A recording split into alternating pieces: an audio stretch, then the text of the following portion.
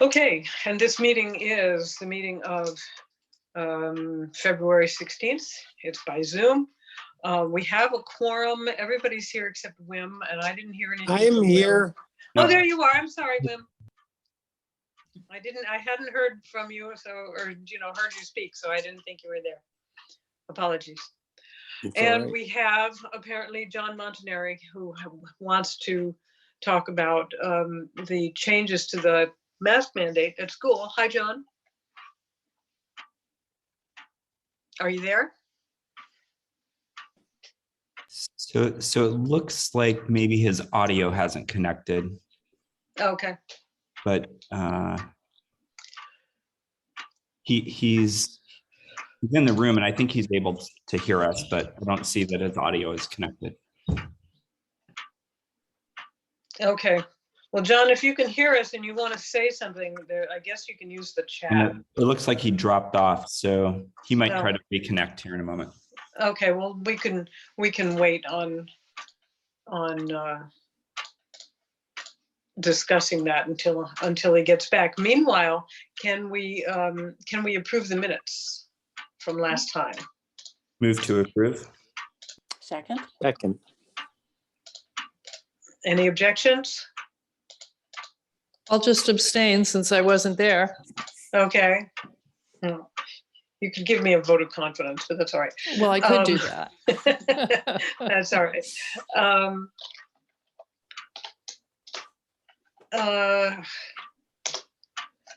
Arlene, I wonder if you can update us on the backup situation for Maven, if you have arranged for a backup for the times when you're going to be away. Well, I've sent out a communication to Charlie Konecki and Claudia Lucas, and I have not heard back from them last I checked. So in their defense, I only got around to doing that a couple of days ago, but still, I have not heard anything from them. Having checked our minutes, I saw that that's what I was going to do, and that you were going to check with Becky regarding Mary Ryan's contract. Okay, well, you did a little better than I did because I totally forgot about that. Okay. So I will do that tomorrow. And I'm rechecking the BOH email and still no reply from Claudia and Charlie. So Okay. And Arlene, I thought you were going to train Wim at some point to maybe do backup, or is that? right. So we talked about that at the last meeting, Maureen, and there are some prohibitive requirements, including the it's several steps. There's a training modules that have to be watched, a proficiency test that has to be completed. He has to have an email address that's affiliated with the town and includes his name, not insurmountable. Right. Then he has to log in at least once a week or his account will be deleted. And he has to actively be engaged with case investigations. They don't want lurkers. And so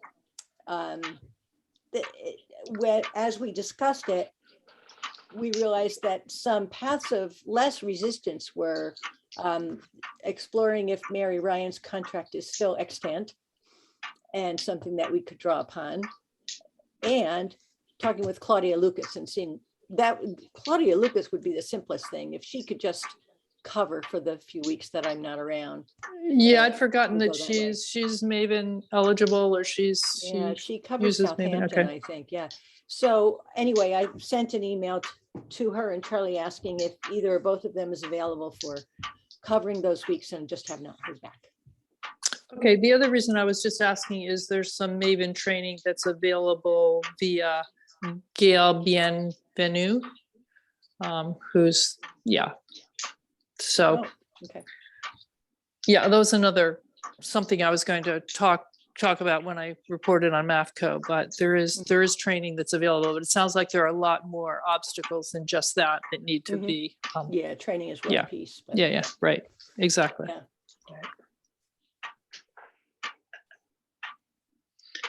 Okay. So hopefully we'll get clarity. I'm sorry, Kat, but hopefully we'll get clarity in the next week or so that if we don't have either of those other pathways, that we can get going on the onboarding process in time.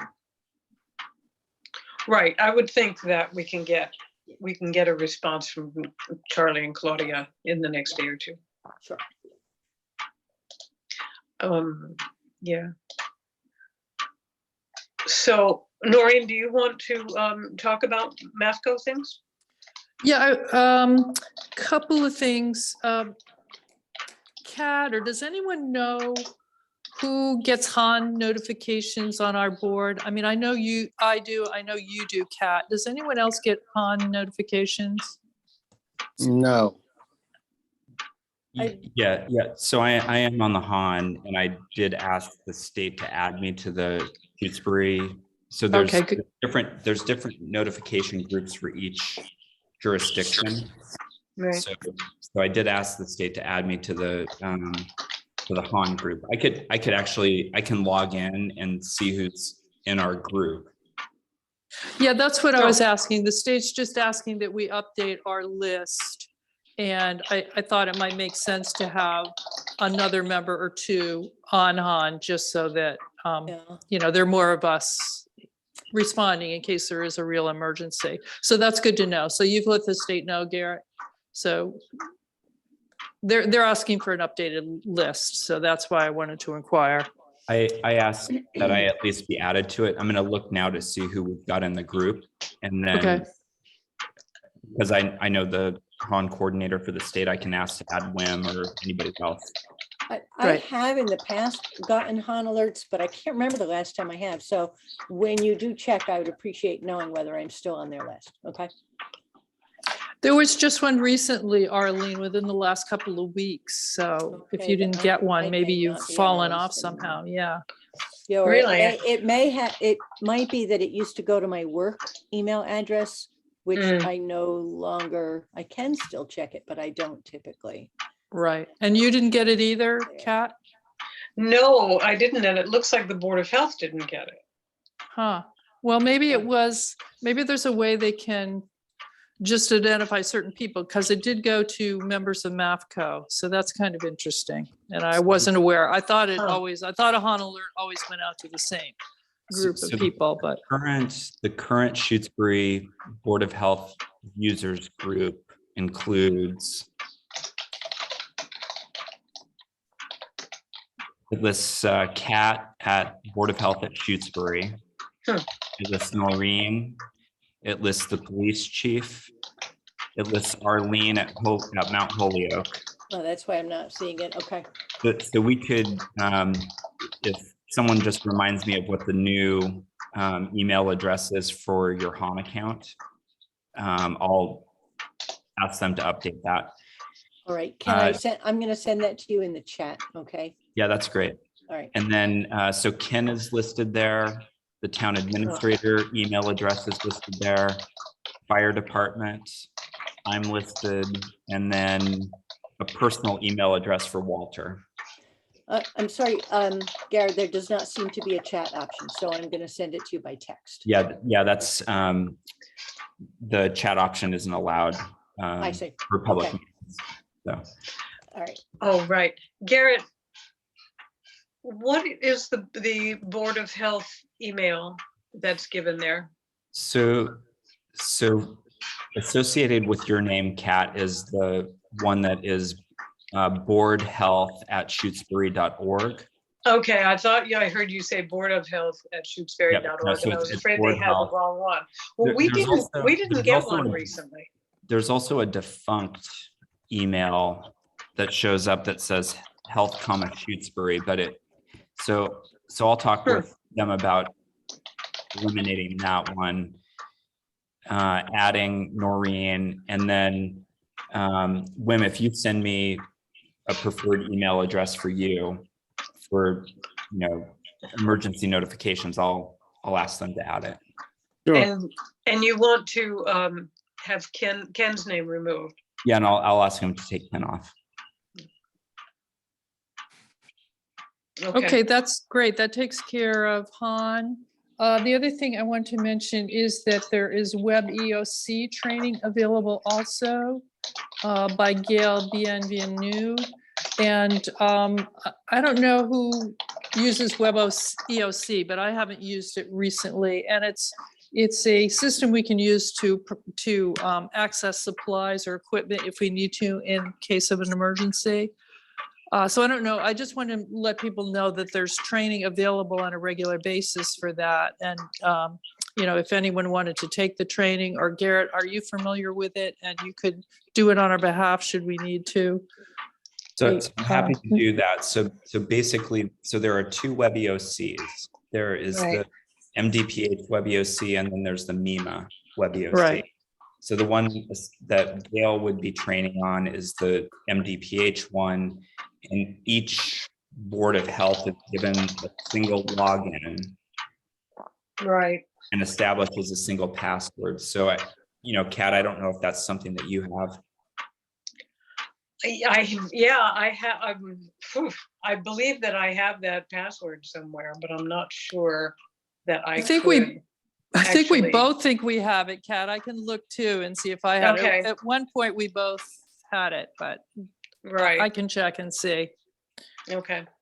It too. might be good to retake the training, because, you know, we take it all the time, or, you know, we've taken it more than once, but then we never use it. Exactly right, which is why Yeah. I'm bringing it up. You know, if they have a drill, then we use it, but they don't have those very often anymore. No, it's a half an hour training, so it, you know, wouldn't be a big deal for us to take. Is it live by Zoom, or is it just an online training that you can take at your leisure? I think it's an online training, but I can, I'll ask Gail, unless you know how to access it directly, Garrett, without going through Gail. It's been a while. Let's ask Gail. Okay, yeah. I'll ask Gail. I'll do that. And who wants to take it? I would take it again. Okay, Kat. And I would take it because in my work as a contractor, I'm not even allowed access to it. Okay. Yeah, but as a Board of Health member, I think I should. You are. Okay, well, I'll let Gail know that there potentially might be 3 of us who would like to take it. So I'll take care of that. All right, and then the other thing is there is a piece of software that is used on iPads or any computers when you go and volunteer for using the MRC for a clinic. And there's the software is called Color. It's a new kind of software. Sounds like you've had the training on it, Arlene. You're shaking your head. No, I But- haven't done, that came out after the last of my volunteering at vaccine clinics. So anyways, I haven't done if that people one. are interested, I don't know how important it is now. People are using it for the Vax bus, for example, but there's also a video available. It would teach us how to use that Color software, which is a good one apparently. And it sounds like the state is going to continue to use Color, and Garrett might know more about that as well. And it's used to register people for on-site vaccines. It's also used by people who are giving the immunizations to document what they're doing. So it's probably good to have, you know, a couple of us to have an overview for how that piece of software works, and to Okay. probably just renew it every once in a while. And you say there's a training available for that? Yeah. And how do we access that? Same thing. I think I would let Gail know. Or also, I think Lisa White and one of her other nurses put together a training on that. So I could contact Lisa. Okay, if you'll look into it and see how we could do this. I've been resisting doing it because I'm so pissed off that they decided to introduce a brand new software in the middle of a pandemic. I know everybody's, that's why I said, I agree. everybody was angry about that, but it seems to be that the state is going to stick with this one. I don't know. Do you have any knowledge of that, Garrett? They've been using it now for probably 6 or 8 months. So this is the second software. Yes. My hope is that they're going to stick with it, and I've been trained on it. You have, okay, Yeah. well, that's good. All right, well, if you're trained, then that's probably good, because I think it's another one of those things that if we're trained on it and then we don't use it for another year, you know, what good is Yeah. it? We'll get untrained. Yeah, Yeah. That is true, but even that notwithstanding, I would still be willing to go through the training. okay. Okay, so Garrett and Arlene for the color. Cat too. Cat 2, okay. I'm just making a note. Okay. Okay, and the one final announcement I have from MAFCO is that our staff person has resigned once again and taken another job. So we are staffless. And Tracy Rogers is going to be filling in until No. such a time as we may or may not hire staff. And that And was that- Lori. That was Lori, Noreen. Yeah, Lori, yeah. Lori Solomon.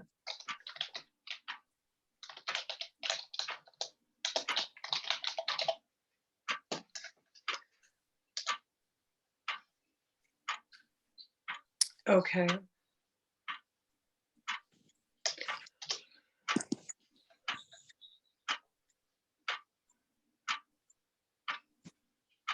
Okay. And Kat, just so that you're aware, John was Yes. able to rejoin, and it looks like he has audio connection this time. Cool. Can you hear us, John?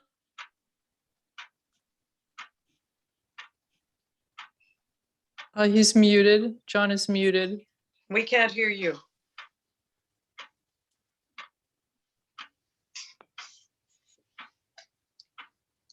He continues to be muted, Kat. I'm going to click the option to ask to unmute so that it alerts him that we're There he is. trying to connect with him.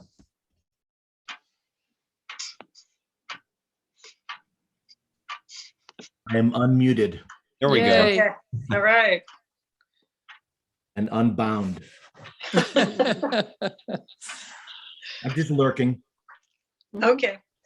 Okay. So since you're with us, we've been waiting a bit to talk about the mask policy situation at Shutesbury Elementary School. And you should know that probably that possibly what you're imagining the process is not really what the process is. I mean, If I may, we have. please go ahead. forgive me. I'm a longtime resident of town, relatively new. I mean, since '86. Right. Relatively new to taking part in board meetings and like. In fact, Zoom is making it more convenient than even live Yes. meetings ever did. So forgive me if I'm a little bit naive about how things take place. Mhm.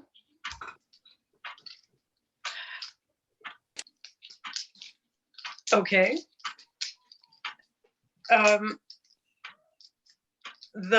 If I have this right, and Arlene, correct me if I'm wrong, I'm assuming that this will be another metrics-based decision, that it Well- will have, yeah, go ahead. Let me tell you what I know, okay? Okay. So first of all, a week ago today, Governor Baker and education officials announced that the school mask mandate in Massachusetts will be lifted as of February 28th for students in K through 12. And that local requirements can be made to mandate masks in school districts if those individual districts wish to put them in place. And the rationale provided is, it's a very complex issue, but the rationale provided by them is based on there's been low risk of COVID in young people, that The vaccine is available in a widespread manner for this age group. And there are, on top of that, some public health and child development experts who cite some harm in developmental and social realms for these kids. On the other hand, there's a lot of confusing and conflicting information coming at people, because on the other hand, that both the CDC and the American Academy of Pediatrics continue to recommend masks in schools. And in general, at least locally, there's broad but not unanimous support from the public for continued masking. And the date on which this mask mandate is meant to be lifted is the date that students are returning in most districts, including ours, from a February school vacation, where they may have been engaged with any variety of activities. You're right. So it's it is a complex question, but in Shutesbury, the school committee is the body that's going to vote on this. So John, it is not the Board of Health that determines this, but Does the Board of Health have a significant advisory role on this? Yes, an advisory role, exactly. But it is the school committee who takes the vote. The school committee has requested from the school administration their recommendations, and they will be voting on that tomorrow night.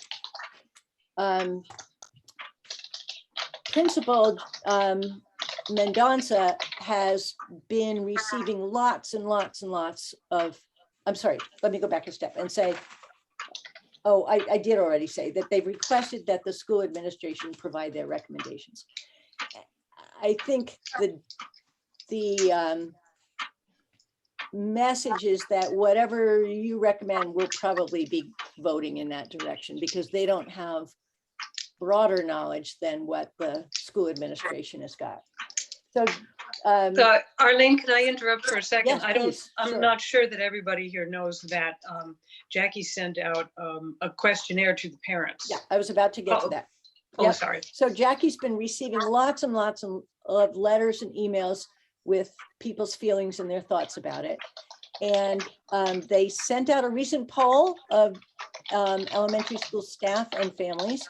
And that poll has come back with very mixed results. It surprised Jackie, actually. She thought it was going to be overwhelmingly supportive of a continued mask mandate, but in fact, it was quite split. The results did not lean strongly one way or the other. And I'm going back to a meeting that I had with her about a week ago. So soon after the statewide mandate had been, the lifting had been announced.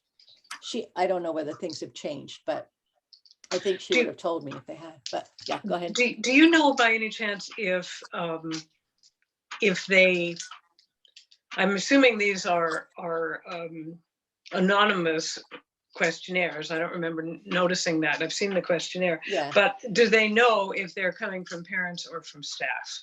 Because certainly we've I had, don't know that. a lot of anxiety on the part of staff before Yeah, that are afraid of they're not afraid that children are going to get sick. They're afraid that children are going to make them sick. yeah, no, I don't believe I know that. I don't have it written down, so Yeah. sorry. So there's no leaning one way or the other in this poll. Mm. Some parents requested data around the vaccination rates to help inform their opinion. And Jackie got back to them with that, and I've written those down. 75% of the students in the school are fully vaccinated. Another 5% are partially vaccinated. There are 20% unvaccinated, and I believe that includes the kids who are underage and are not eligible, so the pre-K. And go ahead. I was wondering if we had vaccination stats for the staff. I was just about to tell you that. Sorry. That's okay. More than 90% of the staff are fully vaccinated. And Jackie thought that was not, she wasn't positive, but she thought there are only 2 unvaccinated staff members. It doesn't take much to make 90%. Right. There are that many staff. So Arlene, in what Jesse had said was that schools could petition at 80%. Combined could- all staff and students for unmasking. So if we're at 90% with staff and 75 fully vaccinated for students and 5% partially, do we know if we were, that combined, or I would think we were close to the 80. I think did so they- too, but there's a couple of factors here. If the pre-K kids represent the bulk of the unvaccinated, then they may be removed from the equation altogether, because since this mandate is lifted for K through 12, it is not lifted for pre-K because they are unvaccinated. They're not So eligible. right, so if they, right, exactly. So if they are not part of that calculation of 80%, then that, you're right, then that it makes it even more likely that we hit the 80% mark at any rate. I think John is raising his hand. Yes, thank you. I'm hearing you. Are you reporting on what's going on? Are you expressing a view that impacts the Board of Health's recommendation? I haven't concluded yet, but I'm getting there. Okay. I'll All wait. right. Okay, thank you. I'm almost there. So, another thing I just want to report on is what others in our supervisory union are doing or are headed toward. I asked this question of the principal. She said that in Leverett, they have a different kind of hurdle. They have a memorandum of understanding with their teachers union. We do not. And that makes it more complicated. It's complicated for them to undo that. And so they are likely in Leverett to continue to advise all to keep masking. In Irving, also in our union, they just passed a town ordinance lifting the mandate.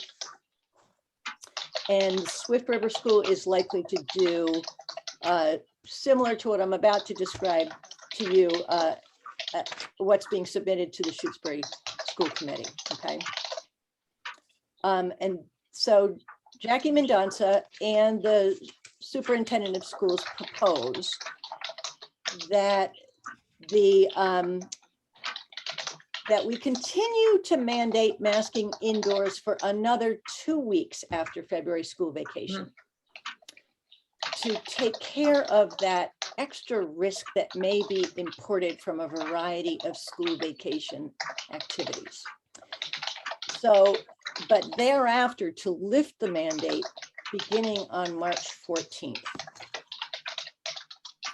So from March 14th onward, they recommend that masking would still be highly recommended indoors, but not mandatory.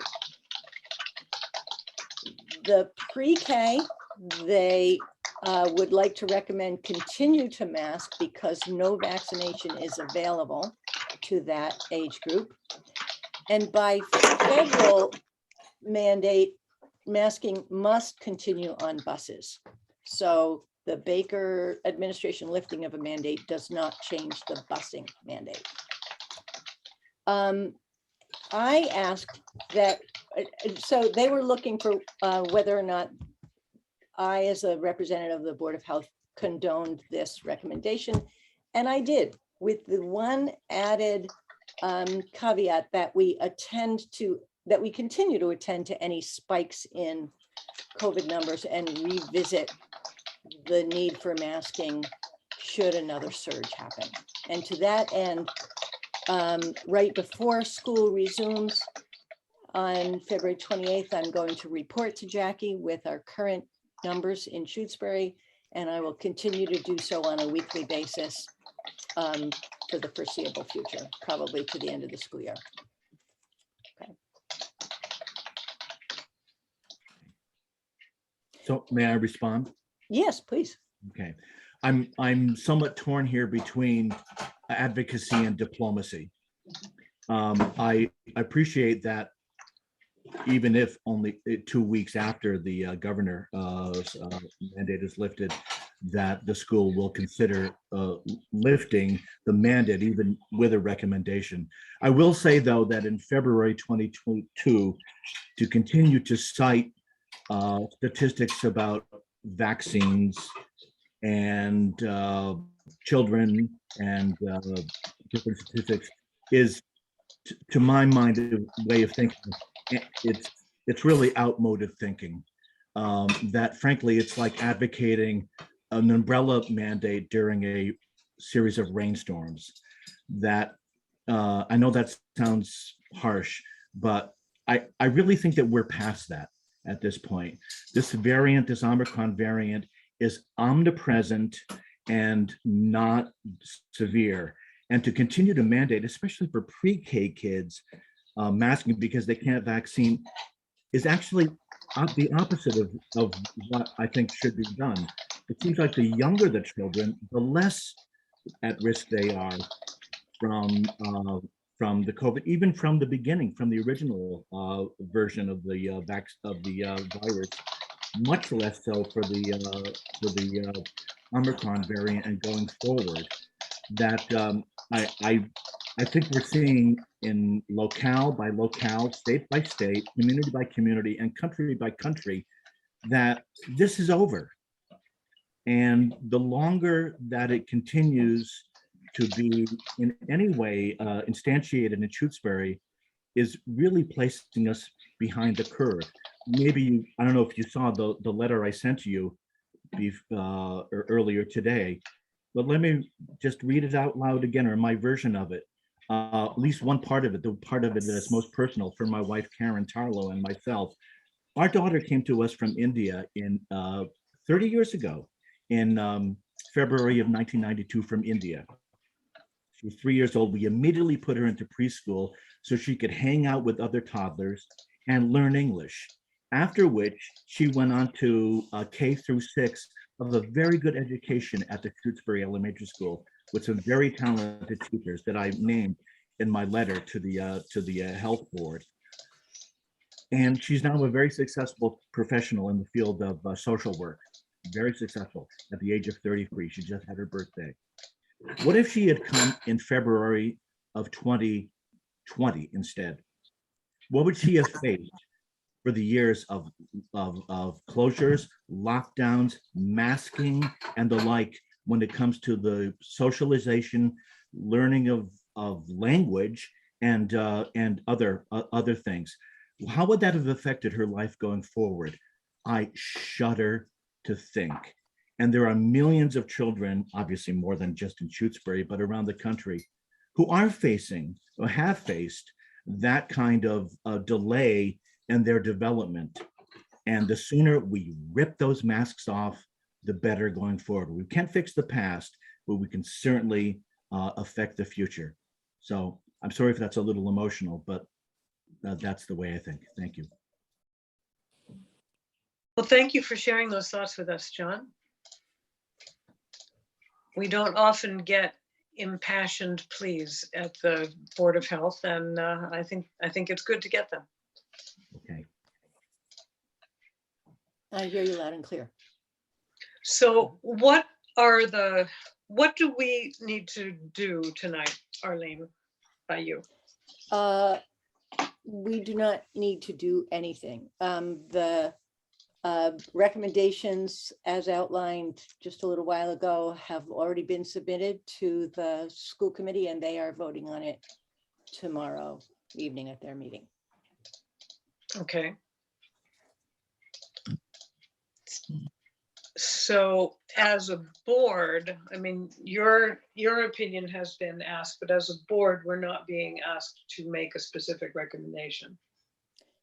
Correct, but if there is a different recommendation that comes from this board, I'd be happy to communicate it to the school committee, or it could be done by you, Kat, as the clerk chair. Are there any dissenting voices on the board?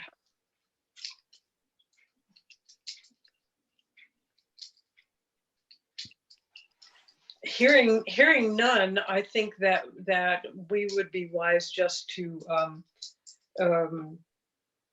let the proposal stand. It seems reasonable. It's not as speedy as John, for example, would like, and some other people would like, but we're only talking about a delay of 2 weeks. And it seems to me that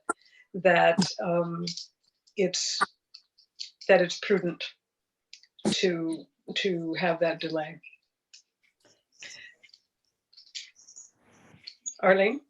Just one, I should add that any individuals who have tested positive for COVID or who have been identified as close contacts fall into a different category. Once they have left their strict isolation or their strict quarantine, there may still be a masking period required of them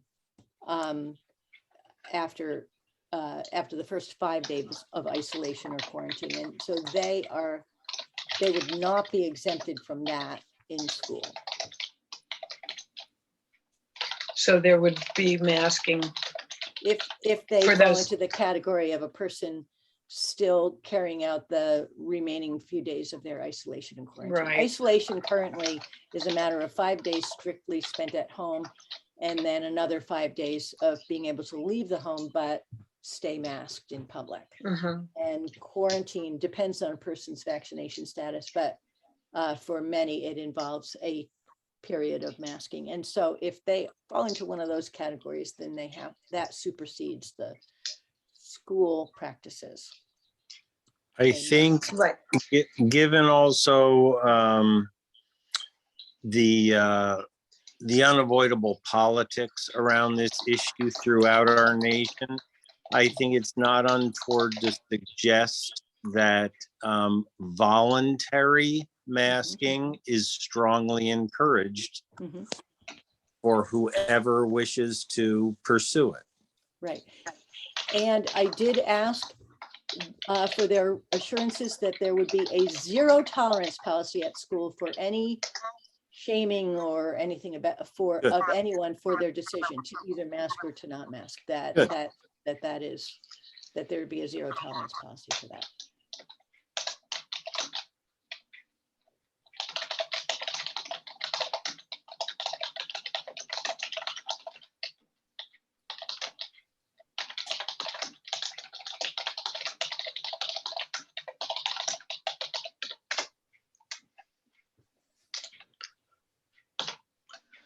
Is there more to be said on this topic?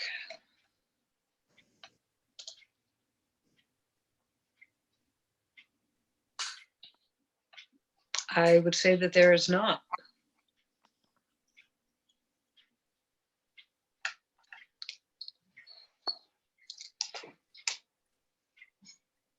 Okay, so we don't Good night, folks. need to. Good night, folks. Thank you for your time. Good night, John. Thank you. For Thank coming you, in. John. Okay, take care.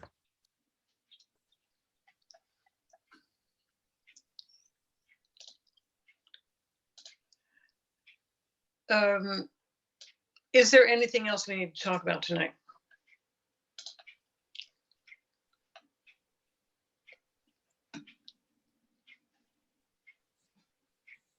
Any unanticipated business? Oh, there's one thing that I perhaps should have shared with you guys earlier, and that is we have received a number of communications from a town resident who has many concerns about the cell tower and has gotten quite excited about what's going on in Pittsfield regarding their cell tower issue, and has urged us to watch all kinds of videos and seek a consultation with someone who is leading the fight against cell towers and so on. I have not done any of these things, and I in fact have not responded. If anybody wants to see that stuff, I will forward it to them. But I don't think that we are required to do anything about it. And I don't think that other people get to set our agenda for us. So I don't personally have any interest in following up on this. Anybody does? Cool. The cell tower is permitted, correct? I mean, it's, I believe it is. It's a planning board decision about the permit. Right. But I understand that the issues that are being raised are health matters. And Right. that's where we get brought in. The structure's already like 2/3 built. Mhm, Right. right.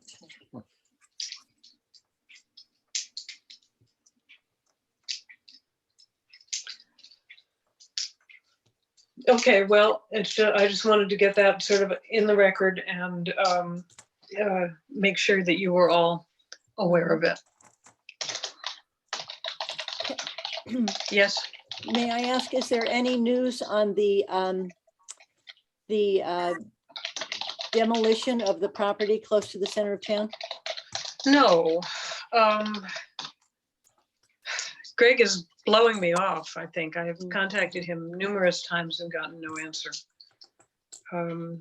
And I haven't, I mean, I said this last time, but I haven't followed up since then.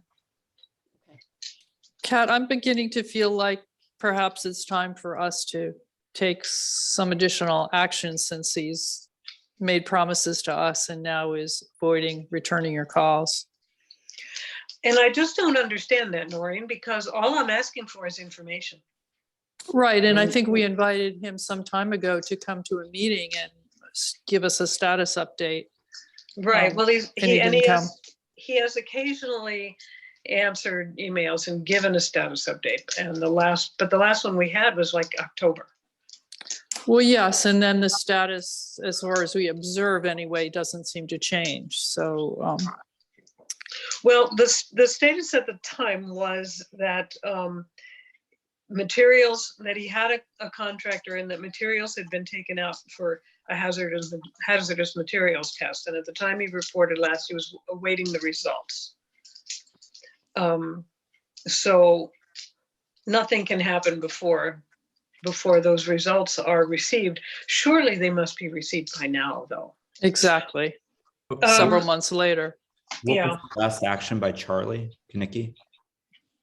What was his last action, did you say? Yeah, he took an action, didn't he? Well, he and Claudia went and posted it condemned, and they gave him a 1-year time limit for demolition, which I think is going to be up anytime now. I don't remember exactly when it was. And then when we didn't get any response to our communications in the middle of last year or so, Charlie wanted to take him to court. And we didn't do that. I think possibly the threat of taking him to court might be invoked again. That seems to me like a reasonable next step, to write him, I should be taking notes on what I'm saying here. A certified letter, or whatever they have now instead of certified letter, demanding a response, an update,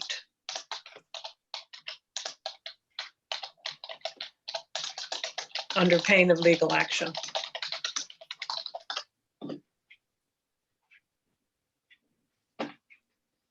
Does that seem like an appropriate next step to you guys?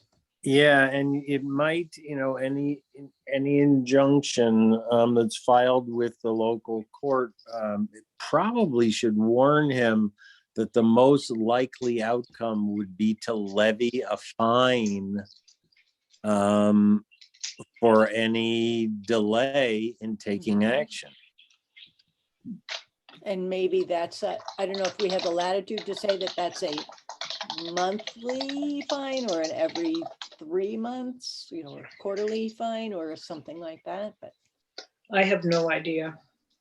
I mean, the point is that it could get more expensive to do nothing. Right. Mhm. Right. Right. Okay.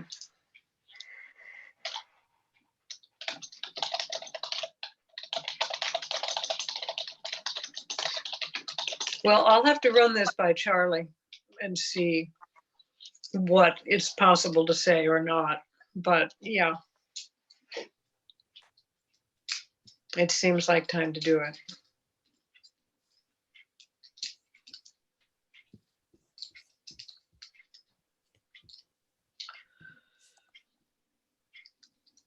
Okay, well, I think we might be done unless anybody else has more things to talk about.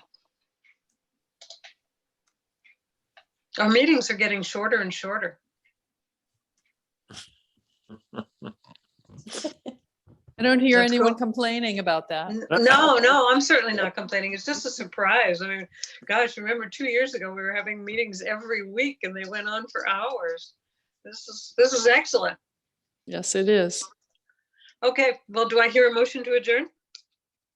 So moved. So moved. All in favor? Everyone. Yes. Sure. Right. Well, No stop problem there. Okay, Okay. you can